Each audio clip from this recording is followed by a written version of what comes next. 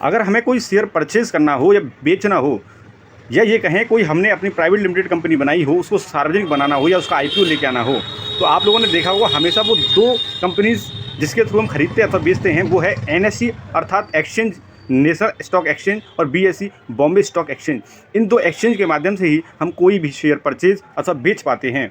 क्या होगा अगर एनएसई अथवा बीएसई खुद अपने आप को भी लिस्टेड कराना चाहें?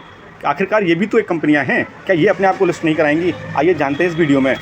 जैसा कि आपको पता होगा, बीएसई पहले से ही लिस्टेड कंपनी है और बीएसई का शेयर लगभग 2800, 3000, 2700, 2600 कुछ इस रेंज में भी वर्तमान में घूम रहा है। और दूसरा है एनएसई, क्या वो लिस्टेड है? नहीं। अगर उसको अपने आप को लिस्टेड कराना हो तो वो कहाँ लिस्ट कराएगा? उसको भी तो अपने आप को लिस्ट कराना होगा। तो एनएसई का शेयर क्या हम एनएसई से ही के एक्सचेंज के थ्रू ही परचेज कर पाएंगे? ये एक बड़ा सवाल है। आइए समझते हैं इसको पूरी वीडियो में एक बार।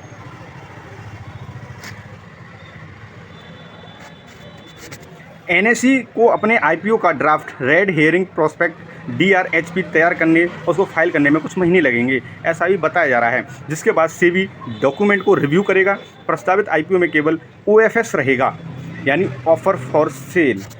ओएफएस का मतलब होता है जो मौजूदा शेयर होल्डर हैं, जो मौजूदा मालिक हैं, वो अपने शेयरों की बिक्री करेंगे। That is called offer for sale.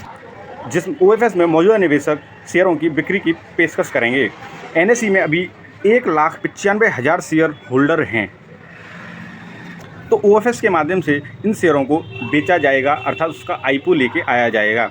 NSE जब पब्लिक होगा तो वो अपने शेयर अपने प्लेटफॉर्म पर लिस्ट नहीं करेगा, ऐसा सुनने में है, क्योंकि भारतीय नियम इसकी इजाज़त नहीं देते, ऐसा कंपनी के कुछ अधिकारियों का कहना है। जी मैंने न्यूज़ कहीं पढ़ी है, उसके बाद मैं आपको वीडियो में अपलोड कर रहा हूँ। एनएसई जब अपने आप पे लिस्ट नहीं होगा तो संभावित तौर पे दूसरा एक्सचेंज बॉम्बे बीएसई यानी बॉम्बे स्टॉक एक्सचेंज वहाँ लिस्टेड होने की संभावना है। तो एनएसई का शेयर लगभग 6 महीने 5 महीने में आने की संभावना है।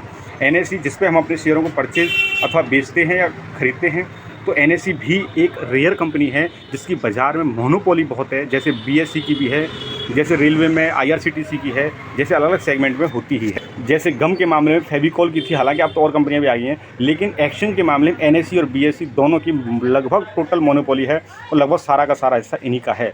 तो ऐसी कंपनी को आईपीओ आपको अलॉट हो, ऐसी कोशिश आप भी करोगे तो एनएसई का जो स्टॉक है या ये कंपनी है जो लिस्ट होने जा रही है, लगभग 6 महीने के बाद होने की संभावना है।